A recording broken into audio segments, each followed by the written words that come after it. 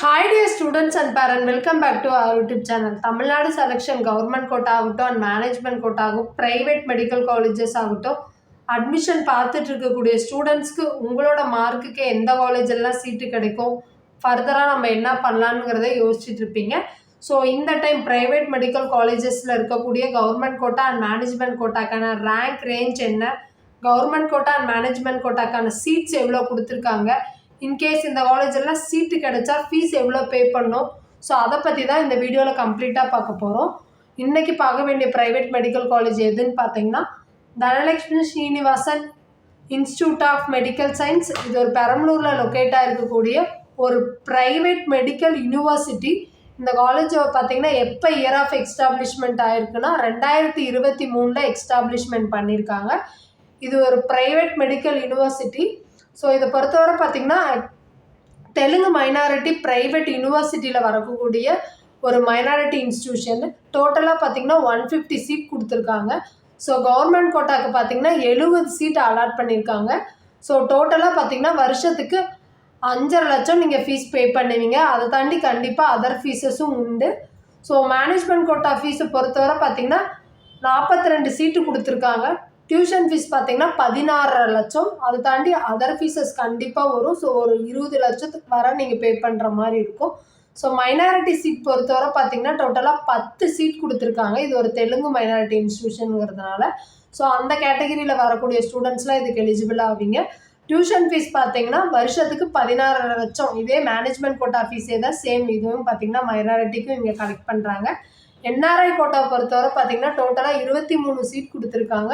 வருஷத்துக்கு நீங்கள் 30 லட்சம் பே பண்ணுற மாதிரி இருக்கும். அதை தாண்டி கண்டிப்பாக அதர் ஃபீஸும் உண்டு.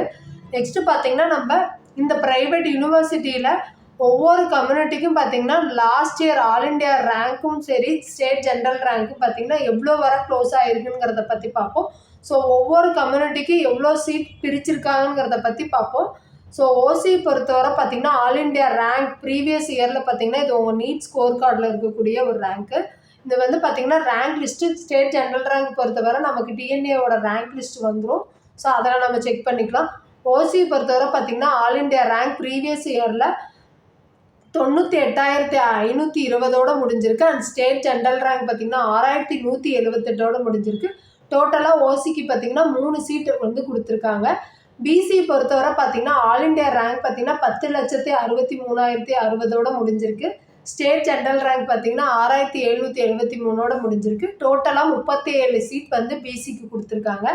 அண்ட் பிசிஎம் பார்த்திங்கன்னா ஸோ எம்பிசி பொறுத்தவரை பார்த்திங்கன்னா 1,17,227 ஆல் இண்டியா ரேங்க் முடிஞ்சிருக்கு. அண்ட் ஸ்டேட் ஜென்ரல் ரேங்க் பார்த்திங்கன்னா 7,583 முடிஞ்சிருக்கு.